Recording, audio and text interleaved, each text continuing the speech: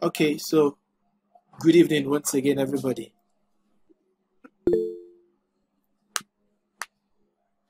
Welcome to today's session. In our last class, we introduced freelancing generally as a career. Okay, we were able to cover the introduction to freelance.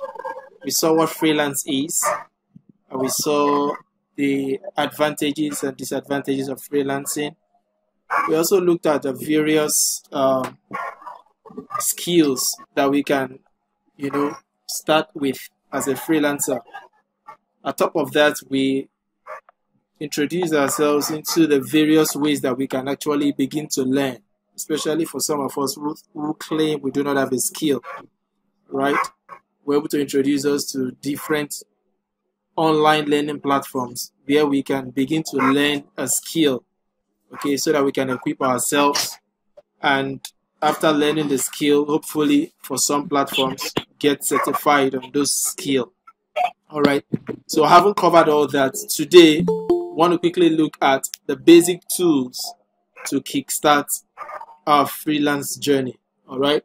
Because like we rightly said in the last class, we said you can either freelance as an individual physically or you can freelance remotely. Okay.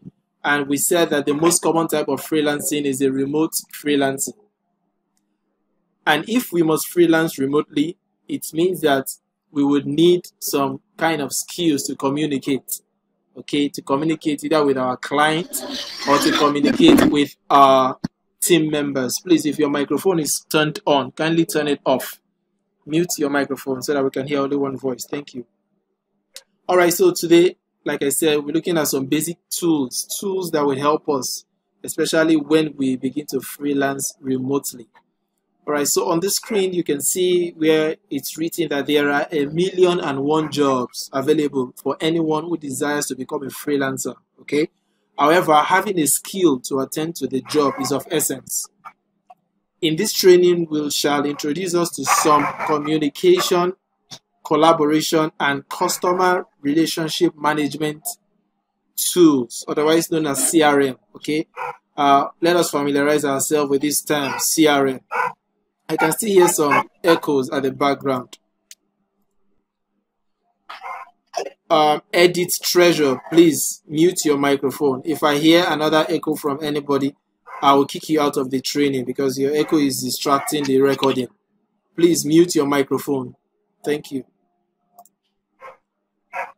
So we were saying,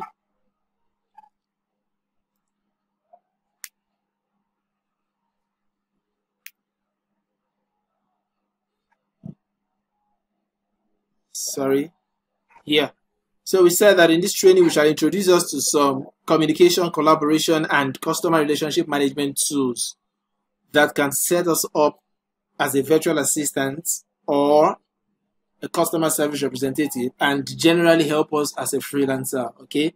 Your knowledge of these tools is very vital, all right? Because most times the kind of jobs you'll be doing will be to work with either a client outside, and since they are not physically present with you, they will need a means of communication. And unlike here in our own country, Nigeria, where WhatsApp is almost like the most common means of communication, when it comes to a business settings, most clients don't use WhatsApp. They rather use some tools that enables collaboration, especially if you're working as a team. Or even if you're working as an individual, they may insist that you communicate with them using a preferred tool. All right, so we'll be introducing us to some of these tools, and then we will go ahead to learn not just the names of the tools, okay, but also how to use these tools. All right, so some of the tools we'll be looking at in this training is, I can see somebody's, okay, I mean, we don't teach somebody.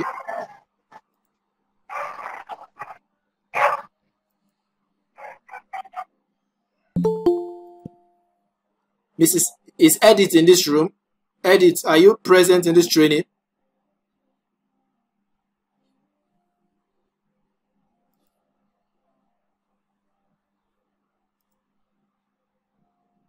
All right, she's out. Let's continue. If I hear another sound at the background, I will kick you out of the training. You probably go and watch the recording.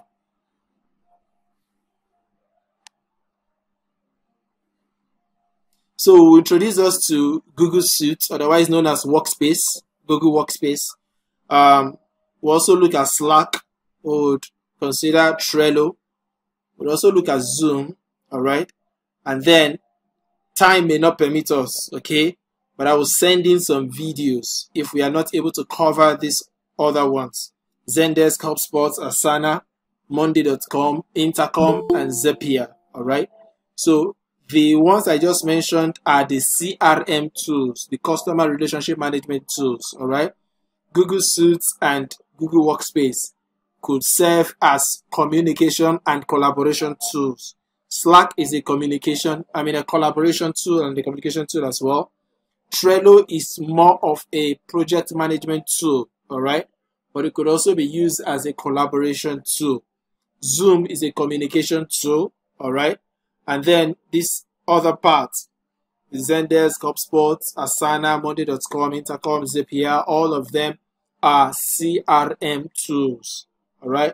So we will begin today with Google Suites or Google Workspace and then see how far we can cover, all right? So let's jump over to my browser and then begin with Google Workspace. So here we are. When we talk about Google Workspace, we're basically referring to some Google applications, all right, that enhances the ease of work, or that enhances working either as a team or in the business settings, all right? So generally, there are a lot of applications, even more than we can imagine. Some of us are aware and some are not. But Google as a company has a lot of applications that businesses use. And sometimes to work remotely as a freelancer, some business persons would require that you have at least some basic knowledge of some Google applications. Okay, many of us only know about Gmail and probably Google Search. But today we'll introduce us to a couple of them and see how we could work with some. So what are the Google applications that we have? Before we continue, you need to know that Google Workspace, all right, which is Google Suites, that's the old name, but presently it's called Google Workspace.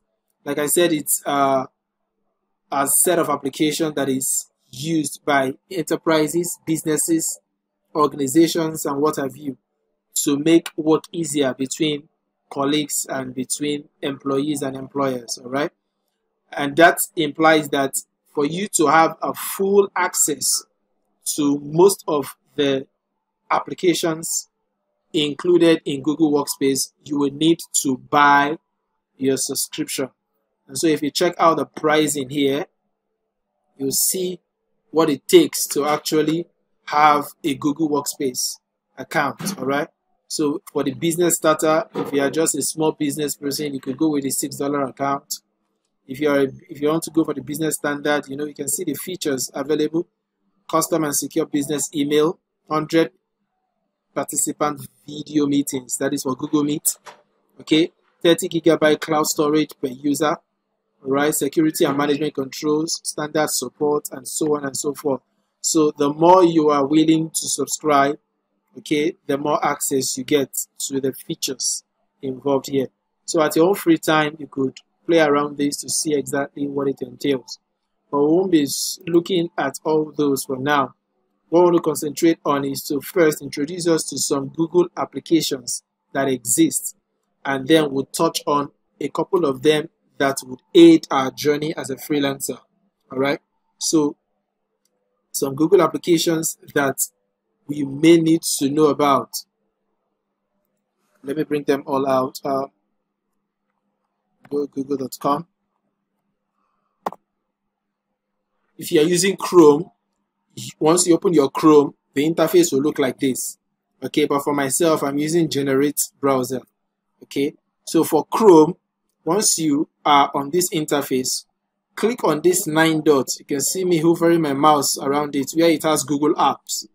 Okay, once you click on the 9 dots there, you scroll further down. All these are the various Google apps that are available. Okay, but these are not all encompassing.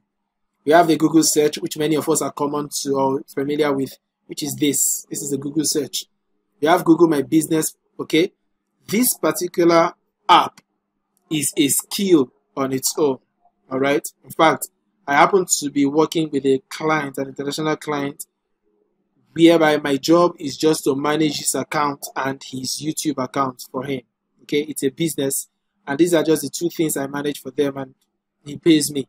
Okay, so having a knowledge of how to manage this is a skill on its own, and there are people even here in Nigeria who are willing to pay for that skill. All right, but we are not in the training to learn about Google My Business or YouTube. We just want to see the various tools, okay, that Google or the various apps that Google have to their name. All right, Map, many of us have this on our phone. We have YouTube. Some of us don't even know that it's Google that owns YouTube. All right, so YouTube that you know is owned by Google. Many of us using Android device, you have this on our phone, Play Store. Okay, we have Google News, Gmail. All right, we have Google Meet, which is what I'm presently using to teach us. All right, we have Charts, Contacts, Drive, and all these available applications. Okay, we'll still come back to touch on a few of them, but let's see what others are. So these are the various Google applications that you would have access to if you subscribe to a Google Workspace account. Okay, so you can see a whole lot of them. Some of them never heard of, some of them we've never used. Okay, but at your own free time, you can see how many they are. All these ones are mostly free. All these ones here, you can see where it says for all. All these ones for all are free. All right, Google Files, Google Find My Device. This one is used to locate a stolen phone and tablet or laptop or whatever. Okay, all these ones I'm showing you under for all. They are all free to use and can be used by anybody. All right, but when it comes to for business, this is where you would then have to pay, okay, to use some certain features. Okay, even business profile here is free to activate, but there are some certain things that you may need to pay for. All right, so all these ones are some of the benefits that you get once you subscribe to Google Workspace. Even having a functioning website, okay, customized by Google for you, is also part of the benefit you get under Google Workspace. And then for developers, if you're a developer into programming, these are some important apps that may be useful for you. Okay, so these are mostly all the apps that Google have to their name. Okay, so at your own free time, you could play around some of these apps, but we will not be looking at all the apps at once. We will just touch on a few of them. So for the sake of this training, and as far as Google Workspace and Google Suite is concerned, we'll quickly touch on accounts. We'll touch on Gmail, okay? Gmail, because even Gmail management is a skill on its own. All right, so I'll touch on this in case, because some of you will be working with clients that would require you to manage their Gmail account. So we'll see the various skills or some basic hints that you need to be aware of when managing your boss's account or your client's account. We'll also look at Google Meet, all right, because this is quite needed as a freelancer. Sometimes you would need to communicate with a client, okay, and show them your screen, just like I'm showing you my screen now. So the knowledge of this is very vital. We'll also look at Google Contacts. This is just a bonus. It's not really necessary for this training, but I usually add it for the benefit of those who may need it. We'll look at Google Drive. We'll look at Google Calendar, all right? Then we'll touch on Google Docs, Google Sheets, Google Slides, and then we'll round off with Google Forms, okay? We'll round off with Google Forms. So today, let's see how far we can go. We'll begin with the account.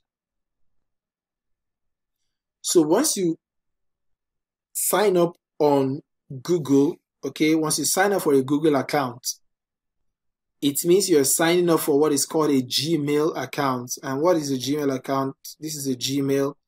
Okay, so if you want a Google account, the first thing or the easy way or the entry to that is to sign up for a Gmail account.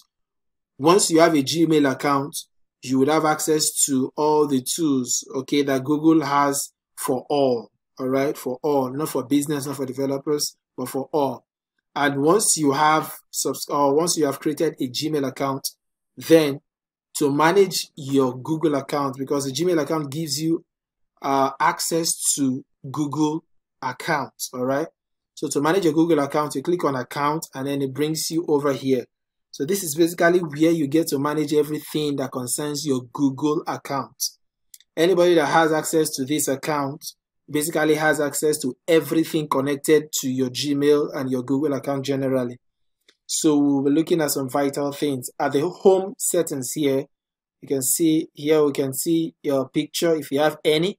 If you don't have a picture on your Google account, the easy way to go about that is just to click on this and then it will give you the option to upload a picture. Okay, this is very advisable, especially if you want to begin to use your Gmail for freelancing and for business and stuff like that. So it's valuable you have a picture on your Gmail account. And then you see your name, you see all these stuffs on the home page, okay? However, this is just like the initial dashboard. Every other thing on this dashboard is what will be seen at these other categories here. So let's jump over to personal information. Under personal info is where you get to see everything about your info. That is your basic info, your name, as you can see, date of birth, your gender, everything you supplied when you were subscribing to Gmail, when you were opening a Gmail account, okay? The informations you created, or the information rather that you gave or you supplied to Google, is what you find under personal info, all right? So you can see profile here. You want to edit your profile, you can head over here to edit your profile, choose what you see, okay? And choose what people see rather about me, okay? Even though you supply quite some personal information like date of birth and stuff like that, you can still decide to hide some information, okay? Even you have supplied it already, like for instance, some of us don't like people knowing the year of our birth, okay? So you can head over to this category and then set what people see. Probably you want them to just see the day and the month of your birthday and not the year. Those kind of stuff is what you set up here, okay? And then other things apply. Password, you want to change your password, you can head over to this category to do that. General preference for the web, everything you do on the web, provided your Gmail is linked to your browser. Just as you can see on my browser here, my Gmail is linked. And how do I know? Because my picture is showing right here. Once you open your browser and your picture is showing right here, it means you are connected to your Gmail account. If you are not, you will not be seeing any picture here. Or if you don't have a picture, you may just be seeing something like sign in, something around that here. Okay? Once you hover your mouse and you don't see your name or your Gmail account popping up, it means you are not signed into this browser with your Gmail. So if you're signed into your Gmail, everything you do, website you visit, passwords you save, okay? Sometimes you're browsing and it's asking you save your password, okay? Most times it is saving to your Google account, all right? And that is what you get to see here, all right? So further down, you can see your language settings, impure accessibility, even the history of your browsing, okay, can also be stored. So that is what you basically see under personal info. All right, so at your own free time, you could play around with individual stuffs here to be able to know exactly how it functions. I'll just quickly touch on this. Some of you might be wondering why this number. This is not a Nigerian number, and yes, it is not. I'll just quickly give you a story about what prompted me to have to use this number. This is a US number, okay, and I had to purchase this number because a client needed me to talk to their customers in the US, okay? I can't use MTN line to call them because it will cost me more. So I had to purchase a US number somehow, all right? If time permits, at the end of the training, we could teach us how to purchase a US number so that we could use that, not for Yahoo Yahoo, please, but for businesses. Okay, so some of us are not aware that as Nigerians, we are limited to some certain applications that other foreigners enjoy. I'll give you a story. Like I said, when I was working with my first client as a freelancer, like I said, she needed me to communicate with some international clients. And then to do that, she asked me to download some app, a particular app, which will enable me to have a US number, so that when I call those people, she gives me their names and contact, the number that would appear on their phone will be the US number that I have bought. So she sent me the name of the app. I went on Play Store. I searched and searched for the app. I couldn't find it. So I told her that I couldn't find the app on my Play Store. So she searched on her own and then sent a screenshot of the app to me. I went back to Play Store. I started searching. When I did not find that, okay, because some clients like you to be proactive. They don't usually like no for an answer, or they don't want to hear that you don't know something. Because as a freelancer, they are basically paying you for what you know, not what you don't know. So what I quickly did, because I didn't want to tell her that I don't know why, I had to go on a quick research. When I researched, I discovered that if you sign up on Google as a Nigerian or with a Nigerian number, I'm sure it's also applicable to some other countries, okay? But I'm speaking now as a Nigerian. When you sign up with your Nigerian number, you will be limited to some applications. Because once you sign up for a Google account, okay, or a Gmail account, that account connects you to everything Google. When I mean everything Google, it means every application you will be using that is owned by Google is automatically connected to that Gmail account that you created. And that is why when you buy a new phone, for instance, you want to download apps on the phone, you head over to Play Store, which is this Play Store here on your, if you're using an Android, sorry, you head over to Play Store, and once you open Play Store for the first time, what does it ask you? It asks you to put in your Gmail account. Is that not so? Yes. Now, the account you supplied would automatically be linked to your Google account that you created when you opened a Gmail account. Now, when you have opened a Gmail account with a Nigerian number, there are some applications that you will not be able to download on Play Store. The reason is very simple. Nigerians are being blacklisted from some benefits, okay, as far as Google is concerned. And the same thing even applies to some other platforms like PayPal, okay? Nigerians just have some kind of, I don't know, should I call it bad governance or bad record? Somehow it just affects us even on the internet world or in the internet world, okay? So when I discovered this, I had to now get another application entirely, okay, which allowed Nigerians to purchase a US number, okay? A typical example of such application is Skype. Another example is TalkU and the rest of them. Okay, so I had to use Skype to purchase the US number, all right, which the client needed me to purchase. So after I purchased it, what I did next was to go and open a new Gmail account. And when I was subscribing for when I was creating the Gmail account, which I will be teaching us, okay, as we continue in this training, when I was opening a new Gmail account, I did not use my normal Nigerian number to open it. I had to use this US number, okay? I had to use this US number you're seeing here to open that account. It is not this account. It is a new account, a fresh account altogether. So when I used the US number to open that Gmail account, I then went over to Play Store. I signed out of my normal Gmail account, which is this one. This is my main Gmail account.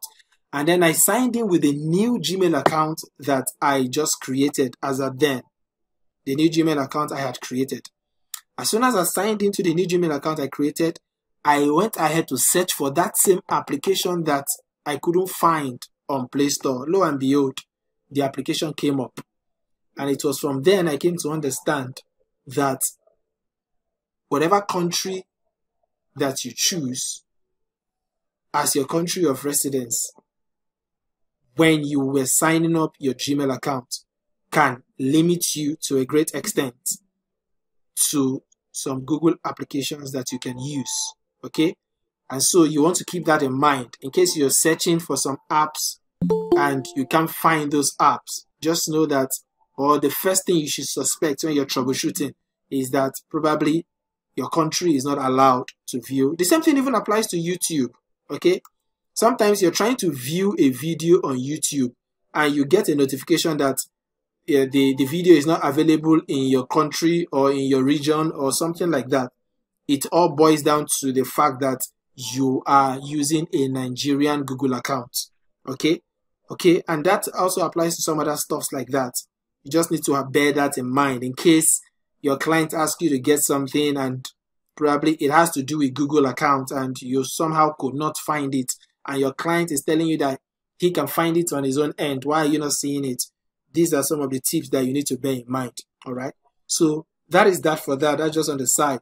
Under data and privacy, that's the next category we want to look at under our Google account.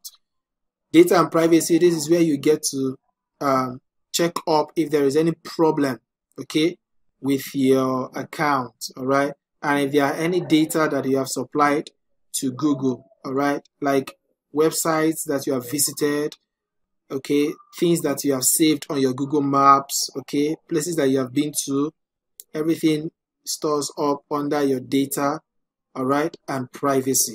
You can see if you're a Google advertiser, and that is what this is for. If you're an advertiser, you're into Google Ads, you can have access to this and play around it at your own free time. Okay, so there's not much thing to be done here. All right, let's quickly head over to security, which is where I want to dwell more on. Under security, this is where you keep everything about you on Google safe. Okay, beginning with protecting your account. You want to change your password, you want to make it a stronger password, okay, and everything generally that you want to do just to keep your account safe. And this is what I recommend after this training, that everybody should do this. You want to go over to what should be done to keep your account safe when people are trying to sign in, so that it prevents hackers, okay, from getting access to your account. The first thing you want to do is to change your password to something stronger, because I am aware that some of us did not open our Gmail by ourselves. Okay, so in this training, we'll be showing you how to create a Gmail account from scratch and how to secure it, okay, so that people do not have access to it. So to change your password, you want to click on this and then follow the prompt that is given to change your password. I also recommend that you activate two-step verification, okay? Two-step verification is like an additional security measure, okay, that checks your login. In case somebody is trying to log into your account, maybe your husband or your boyfriend or whoever it is, trying to log into your account, probably because they know your details already. Once you set up two-step verification, the person will not be able to log into that account without your approval. Okay, so when you click on two-step verification, it would give you a different, it's asking me to sign in. I don't want to go through that, okay? It will give you the different method of verification. Okay, there are three major methods to verify your account. You can either use the text message, okay? When I mean text message method, where is it again? Sorry. You can use the text message method to secure your account. So sorry, I'm trying to bring it out. Yeah, two-step.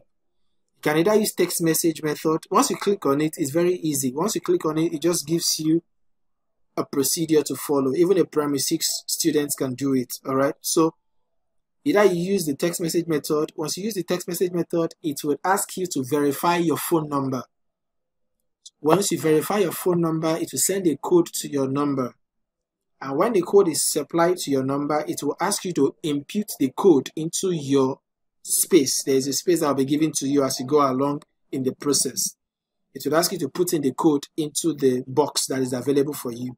Okay, so once you punch those code inside the box, it automatically sets up your two-step verification with your SMS number, okay, so that anybody, even you, whenever you try to log into your Gmail account on a different device, it will automatically send a code to your phone asking you to verify if you are the one trying to log in. Okay, so that is one. The second step is using an authenticator app. Okay, there is what is called Google Authenticator app.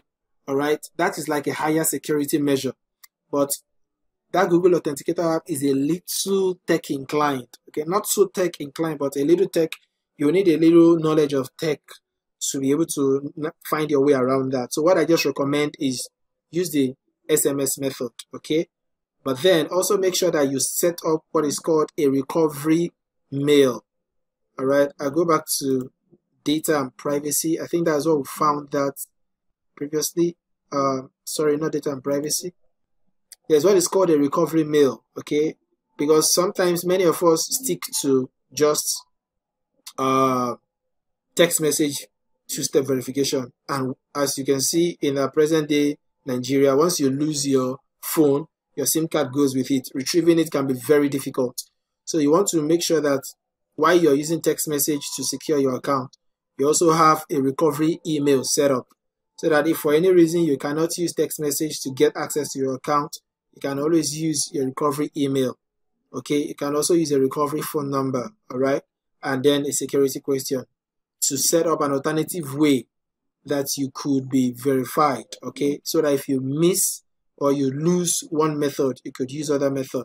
The third way to use a two-step verification to secure your account is a security code. There's a special security code that you will be shown whenever you lose access to your account. Okay, but I don't recommend that method because it can be quite tricky, and if you lose that code, you have lost access to your account, especially when recovery phone, email, and questions are not set up. So at your own free time, you want to take time to set up all these. It is very important to set them all up, especially if you're using your Gmail to do businesses, or if you receive important messages. Okay, even your Gmail can be used to retrieve your Facebook account if it is hacked. Many of us are not aware of that. So that is why you want to make sure that your Gmail is highly secured. All right. So that said, we head over to, okay, further down, you can see devices. Under here, these are where you get to see the devices that are presently logged into your Gmail. So from here, you can easily tell who is spying on you. Sometimes it may not be entirely accurate, okay? But more than average, it is usually accurate, all right? It tells you what kind of browser the person is using to access your Google account. If it is a phone, it tells you the name of the phone. It tells you the country. It tells you the time when the person accessed your account, okay? So in my case, presently I'm using Generate browser to access this account. That is why it's ticking on this as this device. Okay, this is the computer I'm using presently. I'm also logged into my Gmail on my mobile phone, and I also have another laptop where I am logged into my Gmail right here with me. So these three places are where I am logged in, and it says +1 more. So this is how you get to see or know who is logged into your account. If you are not the one, what you want to quickly do is to come to these three dots here and sign out of that account if you are not the person who logged into that account, okay? And you can head over to change your password as soon as you do that. All right, so that is that for devices. And then further down, we could see other things like third-party applications that you have given access to your Gmail account. Remember, sometimes when you're trying to sign up into some applications, like we saw in the last class, when we were trying to sign up for LinkedIn, trying to sign up for HubSpot and the rest of them, we had the option of either signing up manually or using our Google account to sign up. So whenever you use those methods, sometimes it would automatically connect your Google account to that platform. So it gives that platform access to your Google information. All right, it's just a faster way to sign up on some applications or some softwares, okay? But if you don't want that, you can always head over to this place and then just unlink the application that you have given access. All right, click on it and then remove access, and then it works that way. Simple and straightforward. All right, so that said, let's see if there's any other thing else. Enhance safe browsing for your account. You may want to turn this off if you want to. All right, signing into other sites. All right. I wouldn't advise you come over here, but if you are the type that you're fond of saving password every time on your Google, you can play around this to see what it has for you. This is your Google Password Manager, all the password that you have ever saved online. Okay, each time you're online, you usually see a prompt asking you, do you want to save password? If you click on yes, it saves to your Google Password Manager. Okay, so you can always unlink it or delete it so that hackers do not have access to your passwords, especially those of you who save your ATM or bank account details password into your Google account. So you want to be sure that this is highly secured. All right, so that said, we move over to people and sharing. Under people and sharing, you get to see here those that are linked to your Google account. All right. For instance, when you're creating a Google account, you will see that in a short time to come. You can actually create a Google account for your children, okay, different from an adult Google account, all right? Because when you create a Google account that is meant for a child, when you use an adult account for them, they get to explore things that are meant for adults. What do I mean?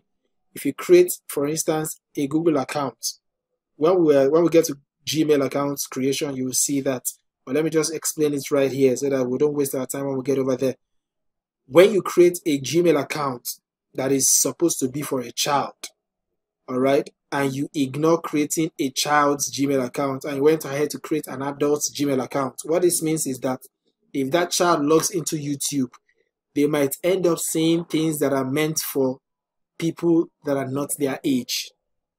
Okay, because when you are signing up for your Gmail account, whatever information you provide, age, date of birth, and the rest of them, would automatically, position the AI, artificial intelligence of Google, to supply you, the person within that age bracket, information and helpful things that is suitable for your age.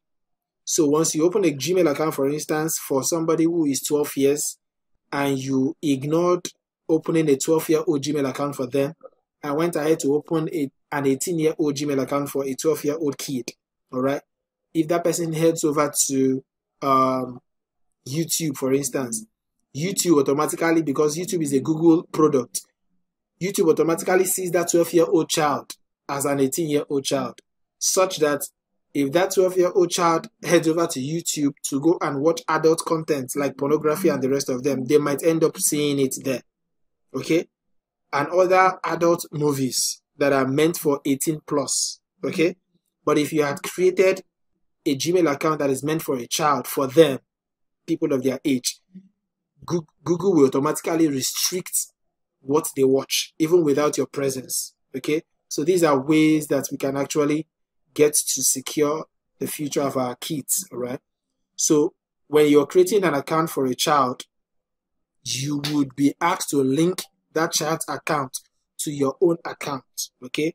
So that anytime the child is trying to do something on their account, whether watching adult content, trying to install anything on their device, you, the guardian, who have linked your Gmail to their own, you get a prompt telling you exactly what your child is trying to do on their device, okay? So if you have done such a thing, this is where you get to see that linkage, those connected to your account. You get to see it here. That is why you can see your family on Google, all right?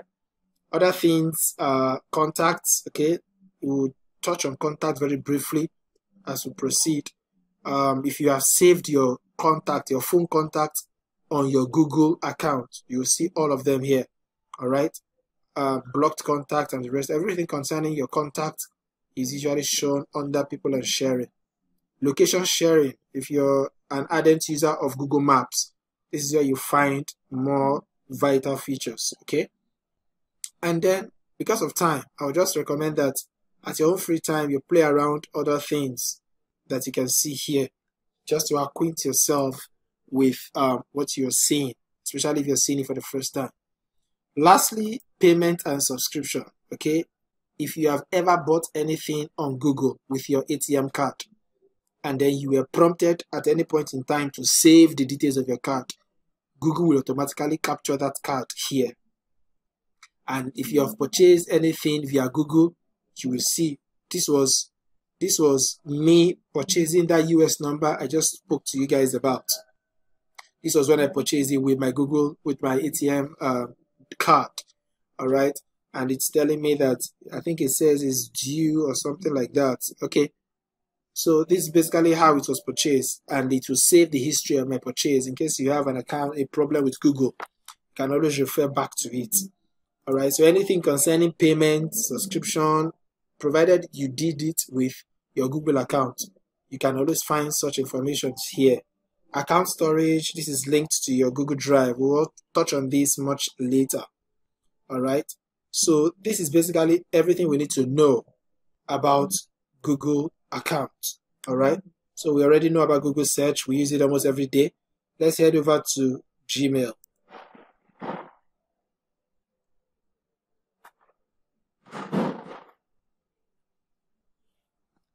So here we are on Gmail.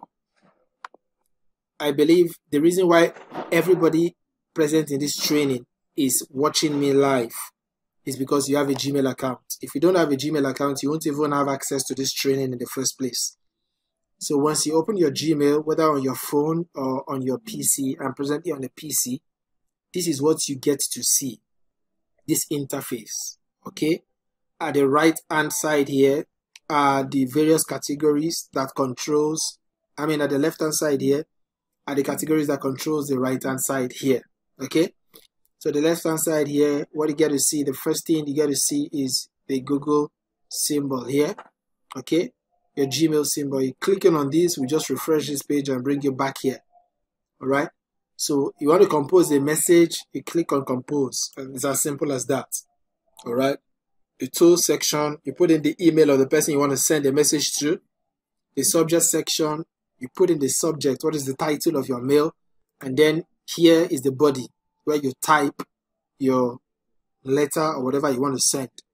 If you want to attach anything, picture, video, what have you, you can use this to attach it. Once you click on it, it pops up your computer asking you to find where that file is which you want to attach.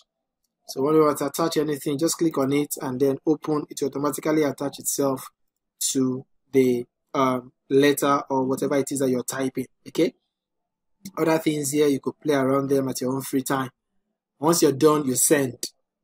If you don't want to send, probably you want to schedule, just click on this arrow, drop down, and then click on schedule. This will be very important for some of us who will be managing our boss's email accounts. Okay, so if you are to schedule a particular email and you feel you may forget, okay, while you're doing that, if you feel you may forget to do that, you can just type the email down and schedule it. Once you schedule it, you'll be given the opportunity to select a day, date, time, and everything. So that once it is that time, even if you are not online, Google will automatically forward the message at the time you have selected. So that is what scheduling the message is for. Other things here is what you can play around, all right? And if you're not interested in this message anymore, you can always delete the message, okay? Trash it out.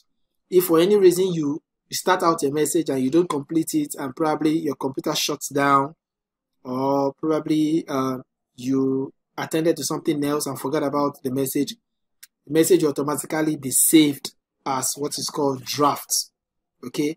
Whether with your permission or not, it will save as a draft. If you don't delete it, I'll be deleting this one now, but if you don't delete it, the message will save as a draft, okay? And then you can always find it inside here. So further down here, we have inbox. Inbox is what you're seeing presently, and that is your private messages, okay, that has been sent to you, especially either by friends and families or by platforms that you have subscribed to, asking them to send you mails. All right, that is what you get to see in inbox. if there are some unsolicited messages that you don't know about, or you don't know who it is that is sending you a message, okay, even sometimes a message that you know the sender can also find its way into what is called the spam folder. All right, spam folder, where is it? Let's see more. Okay, here, spam. So whenever you hear spam folder, this is what it talks about. Spam is just like an alternative email. I mean, an alternative to inbox. So messages that come into your spam folder are mostly messages from people you don't know or from platforms you don't recognize, okay? Sometimes also messages that has been marked by others as spam, okay? That is unwanted messages end up coming into your spam folder. So if I send a message to you and somebody else have marked my message as a spam, okay, if it is the first time I'm sending a message to you, my message can end up into your spam folder. The reason I'm taking my time to explain this is because sometimes a couple of my students have reached out to me telling me that their clients claim they have sent them messages and they have checked their inbox, they can't find the message. The next thing you should check if your client says they've sent you a message and you can't find it in your inbox is to go over to your spam folder and search to see if your spam has the message that was sent. So other things you can see here are starred messages, which are messages that I have starred. Let's quickly touch on these features before we head over to all this. You can see this symbol here, star.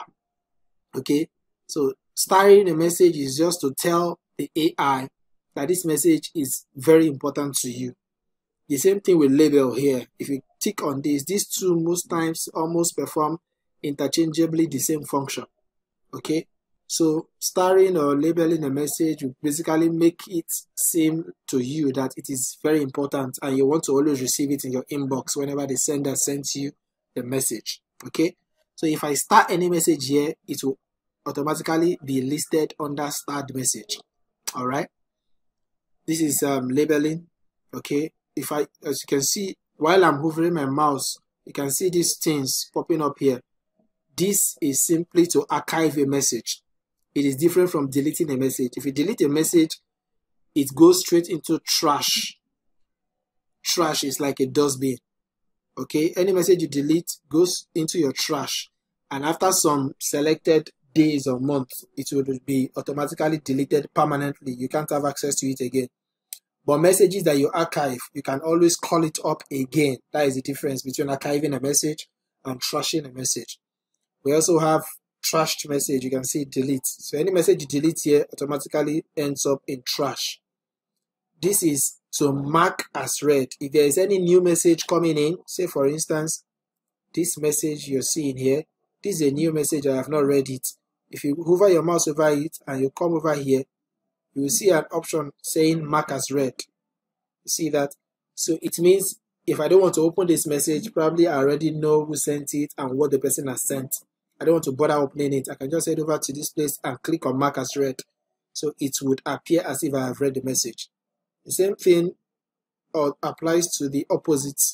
If there's any message I have read and I want to reread it later on, I can mark it as unread. And lastly here, you can snooze the message. To snooze the message simply means to stop the notification from popping up either on your notification box or on your phone, mobile phone. All right. Can you all still hear me, please? It seems I lost connection. Can you all hear me? Okay. Let me. Sorry, excuse me.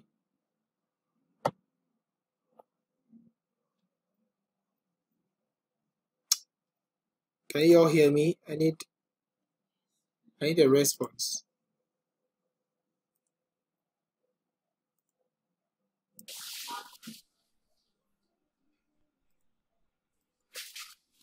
All right. So,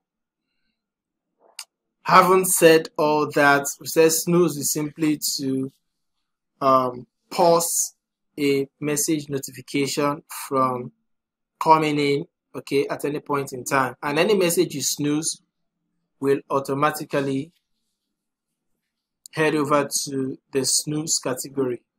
Okay, the snooze category. Please confirm you can hear me, please. Can you all still hear me? Yes. All right, so let's continue then. Yes, I can hear you. All right, thank you. I can. So I haven't said all that. Let's visit these left categories. We've talked about the inbox, we've talked about the start messages, we've talked about the snooze. Important here simply means you have highlighted the message by ticking on this sign, this label sign, showing that the message is important to you. Another tick on it will take it out of the important zone. Okay, so any message you tick like this is found under important. If you send any message out after composing it, it is under the category, you find it under the category sent. If there's any messages you started typing but you could not finish and you did not send it out, it will be under the category draft. Other things, you can always check them out at your own time, all right? Let's play around these stuff to see exactly what it gives you. But anything you click here, you find the result showing up here, all right? It's as simple as that. So this will be set up, okay, under your settings. We'll see how to set that up. Everything you want to show up here, any category you want to call up here easily, you need to set it up under your Gmail settings.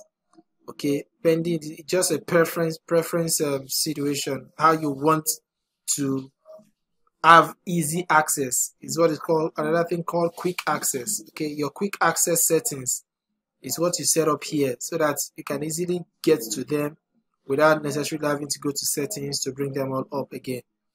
All right, so that said, another thing that we can find under our Gmail is this category called Meet.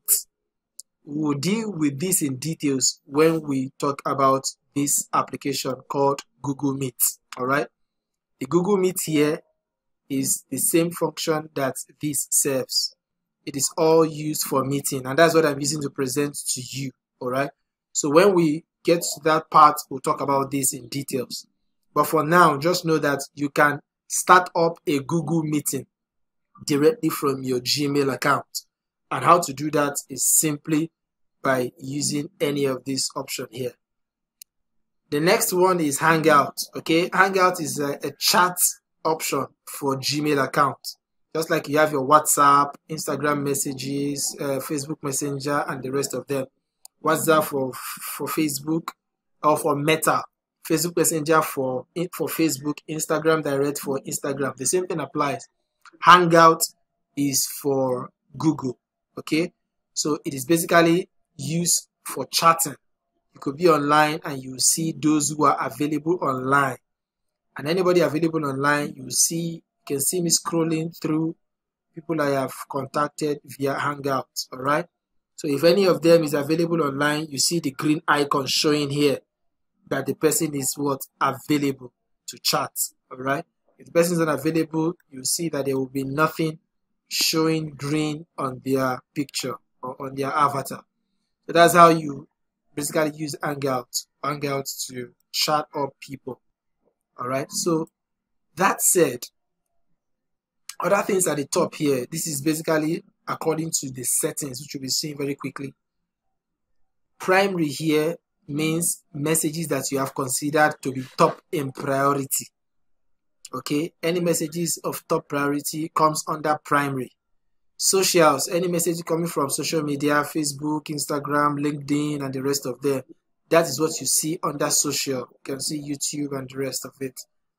And then promotions, basically if there are platforms where you have indicated interest in their marketing emails, that is what you get to see under promotions. Okay, so all these are mails from different organizations, platforms that you have indicated interest in their marketing emails. All right, that's what you get under promotions. You can also increase these three options if you want to, or you do that under the settings category. Search option here is where you get to search anything at all that you can't easily trace and you're very sure that it's present in your inbox or anywhere around your Gmail. Okay, probably it's been 6 months ago that you last saw what it is that you were looking for. So instead of going searching page by page, all you need to do is just head over to search and then type anything that is close as a keyword or a term that you can remember on the mail. It will automatically bring out related emails to what you are searching for. Okay. Now, deleting a mail, you can either delete singly by selecting the ones you want to delete. Once you select, you see options here at the top. The option here is to archive, which we saw already. The option here is to report. If there is any message coming into your inbox that you did not solicit for, you can report that message so that next time when the person sends you a message like that, it will not come to your inbox. It will rather go over to your spam folder. All right. And the same thing applies to other people. If that person sends messages to other people that have not indicated interest, the message will automatically enter into their spam folder just because you identify that message as what? Spam yourself. All right. You can also either delete these messages if you want. You can mark them as read. Okay. Even though they are all on red. You can also snooze them if you don't want notification from them. You can add to task if there are emails that you need to attend to urgently, but you can't do that now. You can add them to your task by clicking this. All right. You can move them. Okay. To move, you can either move them from inbox where they are presently. You can move them to maybe important. You can see. You can move them to start or wherever. Once you click on move, you will see options where you can move them to personal, receipt, work, according to what you already have here. All right. So you can decide to move them from one place to another. And then you can label them. To label them is basically to give them identification, how important or the level of importance that they are. And your labeling have different colors. We'll be seeing that very soon. And a tick on this tells you other things you can do to these messages that you have selected. Okay, mark as read, mark as unread, mark as important, not important, add star, remove star, filter, and so on and so forth. Okay, and at the extreme right here, you can see it's telling us here we are done with this. Okay, so I don't want to, but if you don't want to select one after the other, you want to select all at once, just click on this top button here. Click on it and to select everything. Okay, so if you have intention of deleting everything, just click on it and then go ahead and delete. I'm not deleting anything for now. So you can see here I have over 6,000 messages unread. I don't even have time to read many of them. But then for every time you open your Gmail, you will be entitled to seeing the first 50 messages. That's why you're seeing 1 to 50 out of over 7,000 messages, both read and unread.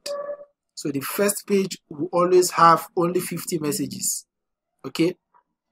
After this, you can go over to next and it will show you other messages, another set of 50 messages. You see that it has changed. If I click on it again, it's still loading, sorry. If I click on it, the more I click, it takes me to the next page after page like that. All right. So that is basically what you need to know about this section of your Gmail account.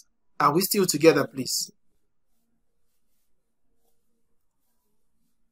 Are we still together? Hello?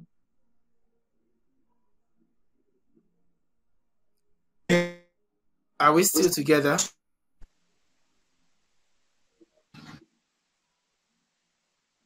I want to hear from us. Are we still together? Yeah. I really apologize for the network. I can't seem to hear anybody. Oh, I think we lost connection again. Probably it's from your own end. We can hear you. You can hear me, right? We can hear you guys. Can you see my screen?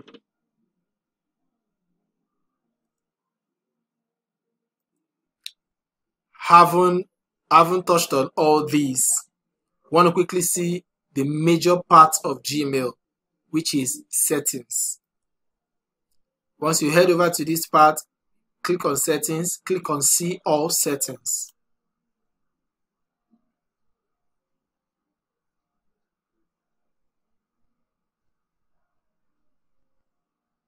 here we are. Okay, under see all settings, what we would see is first general. Okay, I will not be touching on everything, right? I'll just touch on the major things that I think you may need, or the basic things I think you will need, especially if a client wants to test your knowledge of email management. These are some basic things that you will need to know as a freelancer. Of course, you know the language is automatically to English except you change it. Phone number, remember my phone number was a US phone number, changed. Okay, so that is why it's showing US here. Yours might be showing Nigeria, depending on the phone number you supplied. Maximum page size, remember what we just talked about, that each page on your inbox is 50.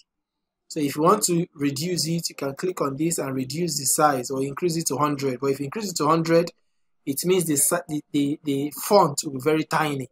So I recommend you leave it at 50 or 25, as the case may be. When you send a message, you will ordinarily see a pop-up on your screen asking you to undo the sending. To undo the sending means if you have sent a message, you can undo it by recalling the message so that the person whom you have sent the message to does not see the message. Now, this option here is the option that allows you to do that. You have 30 seconds to undo a message that you have sent. Probably you sent a message, and while you sent the message, you now realize you didn't include a particular information. You can quickly undo the message, or undo the sending rather, so that you recall the message, add what you want to add, and then forward it. But after 30 seconds, once the message goes out, it's gone. Though there are other measures by which you can call the message even after it has gone out, but we don't have that time here. Okay. However, any message that has been read by the recipient can no longer be called back. Okay, just bear that in mind. Now, reply behavior, all these ones are not necessary. So let's just see hover action. Hover action simply means, you remember when I was on inbox, I was moving my mouse around the messages and you could see some things popping up at the extreme right. That is what this thing is for. Hover action. Either if you enable it, you will have more actions once your mouse, rolls over a particular message. All right, so all these are not so important as something that we should bother on. But if there are things you might want to know at your own time, just feel free to check them up. Images, if you want images to show up when they are shown as thumbnails, you can do that, enable it. All these settings here should be left on. Grammar, spelling, autocorrect, will be left on. Okay, it enhances your typing. All right, so that said, we can play around other things, but for this session, and because of the nature of the network, we'll move over to account and import. Okay, under account and import, this is where you get to change your Gmail password. If you want to change your password, you can do that here. Okay, if you are using Gmail for work, you want to, probably you've purchased a workspace subscription, you have access to Gmail for work. Okay, so it will become a customized Gmail for you. If you want to import mails from other mail platform like Yahoo, AOL, and the rest of them, you can always do that here. You want to import them into your Gmail, you can do that via this means. Send mail as. Okay, you can actually add another email to this your mail, so that from this particular mail you can also send out mail, and it will seem as if the mail was sent from another email. What do I mean? If I have a Yahoo mail, I can link my Yahoo mail to this my Gmail by adding it here, so that when I want to send a message from my Yahoo mail, instead of having to go over to Yahoo and start signing in afresh, I can directly from my Gmail send out a message, and it will seem as if the message was sent via my Yahoo mail. Okay, so that is what this section is for. You can also do the same thing by checking your Yahoo mail via your email. Okay, but then before you can do that, you need to have linked your account. This is where I want to focus on. Sometimes you may be asked to manage your client's account, Gmail account, but the client will not want to give you their password, because to have a person's Gmail password It's like having access to everything about them on Google. So what the person can do, I have a colleague whose job, the first thing she did for the client was to help the client delete unwanted messages. You can see these messages here showing 6,000 unread messages. The client had over 7,000 unread messages. And then all he did was to go on Upwork, which is one of the things we'll be covering in this training, and then requested for a freelancer that knows how to manage email. What he wanted the freelancer to do was just to help him to delete unwanted emails, and then he paid for that. Okay, and that was the job that the person did very well. The colleague of mine did it well, and after that the person connected him to other friends that have the same issues, because you see, business people don't have time to start deleting messages one after the other. That's why I told you at the beginning that even email management is a skill of its own. So you might be lucky to find people who want these services, and you supply your service to them, you get paid and deliver on your job. Okay, so for such people, they will not give you access to their Gmail account by giving you their password. No, what they will only do is they will grant you access to their mails. Okay, and how do you do that? You head over to this particular account and import, come down to where you have grant access to your account. Okay, under this grant access to your account, you can add another account. So what I would do, what would I do here? For instance, one of us present here is called Emmanuel. Okay, if Emmanuel is the person I want to do this job for me, for instance, I want him to clear my unwanted messages by deleting them, I will have him send me his account, his Gmail address or Yahoo address or whatever. I will then come over to my own account here, add Emmanuel's account to this section. As soon as I add Emmanuel's account to this section, I will then grant him either of these permission. Okay, I can grant him the access to read my messages, such that any message Emmanuel reads, okay, would be assumed to have been read by me. But if I don't want it that way, I can tick the second option, meaning even if Emmanuel reads a message, I will still be seeing that message as unread in my own section.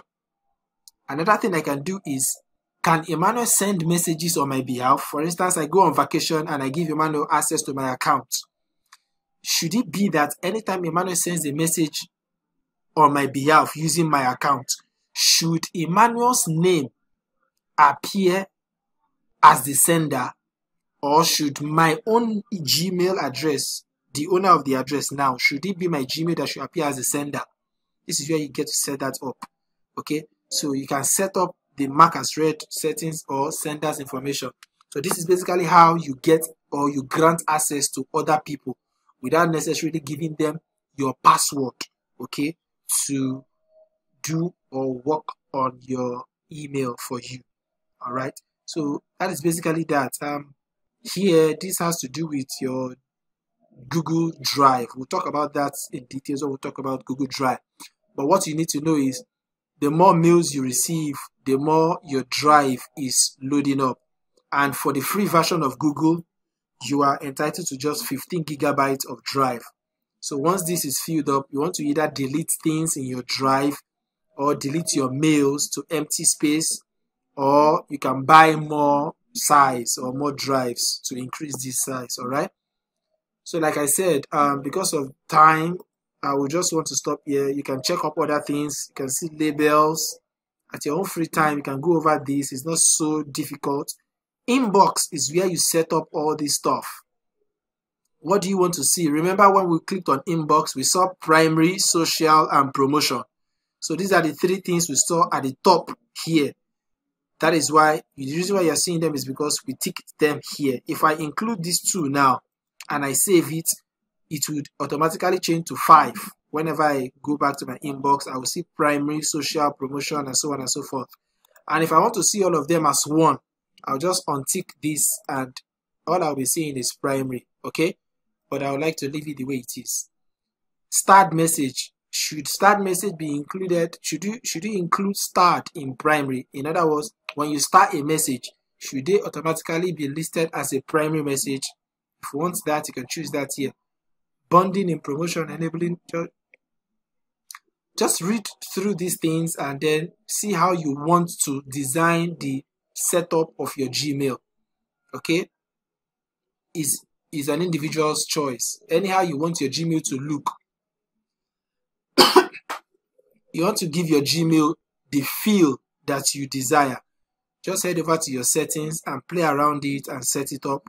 But what I have just shown us are the basic hints or the basic things that you will need to know, especially if you need to manage email accounts for others. You can also check out this section, charts. Okay, you want your chart to be in the classic Hangouts or Google Chat, or you want to turn it off generally. You can see it is on classic Hangouts. That is why you're seeing Hangouts here. Hangouts here. If I change it to Google Chat, it will change to Google Chat here. So that's basically what it is.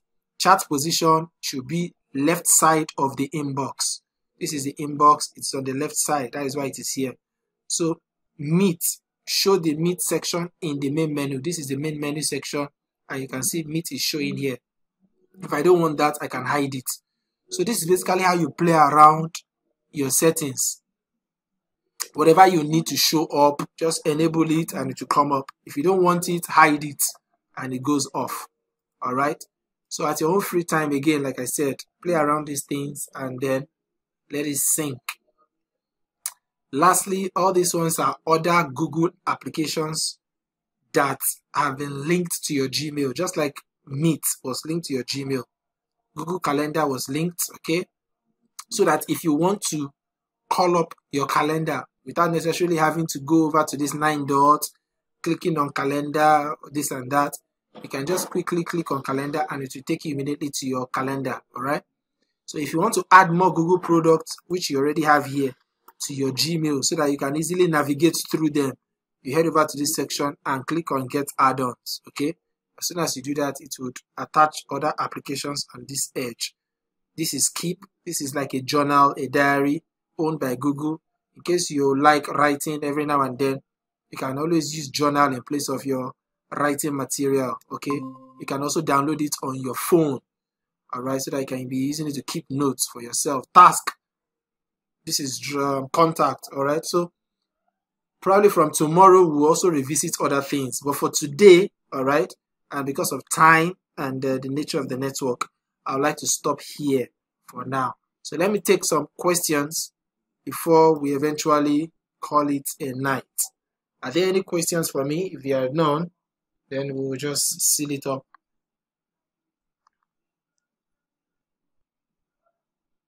Are there questions from anybody here? I hope you can all still hear me.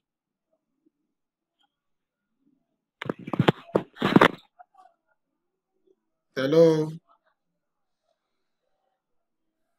Hello, can you all hear me? Yes, but for now, I don't have any. Okay. If you are the shy type, you don't want to talk. But definitely, maybe when I go to navigate in those things, you just sort of it might be. Okay, yeah, sure, you can. Look on the shy for this time, please. Okay, please, one at a time, please, one at a time. I think Dennis is it Dennis that is talking or who is talking?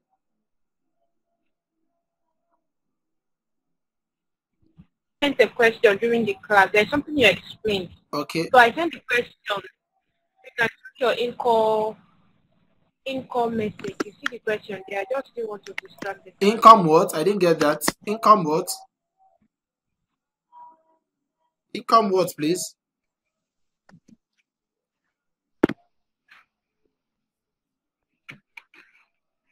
Esmond, I can't hear you. Please speak up. Or who is it that is speaking? Is it Ruth? Please, if you don't want to talk, you can send in your message or your question via the chat box. I'll read it out and answer it. I didn't quite get your question, Ruth. Can you still hear me?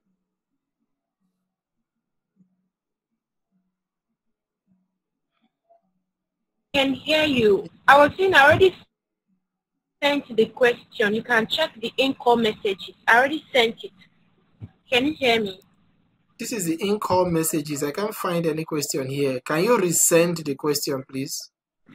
So please, I remember where we stopped and those areas we've not touched. Esmond, what did you say? I didn't get that.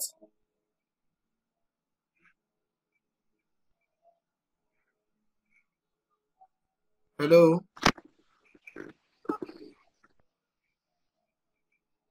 I said I said you remember the places we're supposed to touch, like how to use this Google Meet and other areas we couldn't touch that are actually supposed to be part of the class today, so that in the next class No, you that's still not a talk on those problem. That's not areas. a problem. We'll cover them. It's already part of the syllabus, so it's not it's Okay. not something that can be forgotten. We'll cover everything.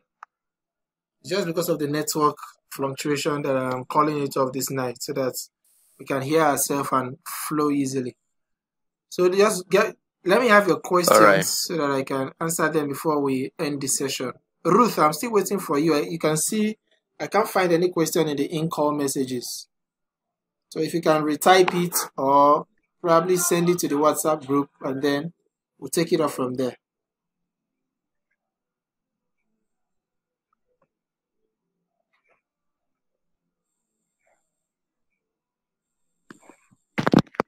Okay, so I take it that there are no more questions. So we'll end the session this night. I just encourage us that implement what you have learned so far. Play around with your own mobile Gmail and see if you can find any difference between what you just learned and what you are seeing on your phone. Because the only way to learn is to implement. Okay, if you are waiting until you get a job before you start working on these things, you may end up forgetting them. All right, so we'll call it a night. Good night, everybody.